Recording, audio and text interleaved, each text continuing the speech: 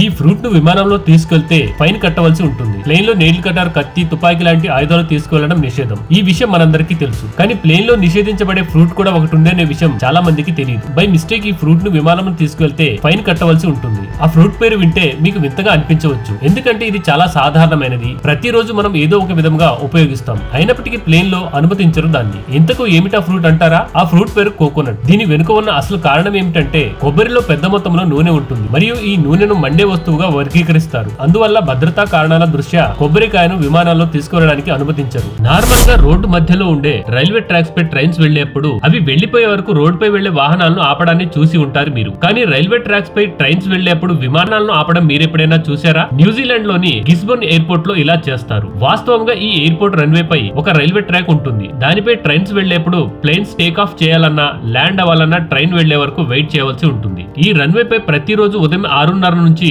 రాత్రి 8:30 వరకు విమానాలు, రైళ్లు రెండూ కూడా నడుస్తాయి. ఎయిర్పోర్ట్ నియమాల ప్రకారం అటుగా వెళ్లే ట్రైన్స్ కు ఎయిర్ ట్రాఫిక్ కంట్రోల్ నుండి అనుమతి తీసుకోవాల్సి ఉంటుంది. అయితే ఎయిర్ ట్రాఫిక్ కంట్రోలర్ కు ఇబ్బంది ఎప్పుడు ఎదురవుతుందంటే ట్రాక్ పై ట్రైన్, రన్వే పై ప్లేన్ రెండు ఒకే సమయంలో ఉన్నప్పుడు. అలాంటి పరిస్థితుల్లో ట్రైన్ ను కానీ ప్లేన్ ను కానీ ఆపవలసి ఉంటుంది ఎయిర్ ట్రాఫిక్ కంట్రోలర్ కు. నార్మల్ గా మీరు ఇలాంటి విమానాలను చూసి ఉంటారు. కానీ ఇలాంటి విమానం మీరు ఎప్పుడు చూసి ఉండదు. ఇది మన ఫ్యూచర్ విమానం. వాస్తవంగా దీన్ని లాక్హీడ్ రింగ్ వింగ్ విమానం అంటారు. ప్రస్తుతం ఇప్పుడున్న ఫ్లాట్ విమానాలకు బదులు కేవలం ఒక వృత్తాకార రెక్కతో విమానాన్ని తయారు చేయడం అనేది నిజంగానే అద్భుతమైన ప్రయత్నం. ఈ లాక్హీడ్ రింగ్ వింగ్ తక్కువ ఇంధనాన్ని వినియోగించేలా, సున్నితంగా ల్యాండ్ అయ్యేలా దీన్ని రూపొందించారు. అలాగే ఇది నార్మల్ విమానాల కంటే చాలా సన్నగా, తక్కువ వెడల్పు ఉన్నందున చిన్న రన్వేలపై కూడా ఈజీగా ల్యాండ్ అవుతుంది. ఇది దాదాపు 120 మంది ప్రయాణికులను మోసుకెళ్లే అసాధారణమైన డిజైన్, కొన్ని ఆసక్తికరమైన ఏరోడైనమిక్ ప్రయోజనాలను కలిగి ఉంది. ఇన్ని భారీ ప్రయోజనాలు ఉన్న ఈ అందమైన విమానం మొదటి ప్రయత్నంలో అంత ఆశాజనకంగా ఎగరలేదు. మరి అధికారికంగా ఎప్పుడు టేక్ ఆఫ్ అవుతుందో చూడాలి.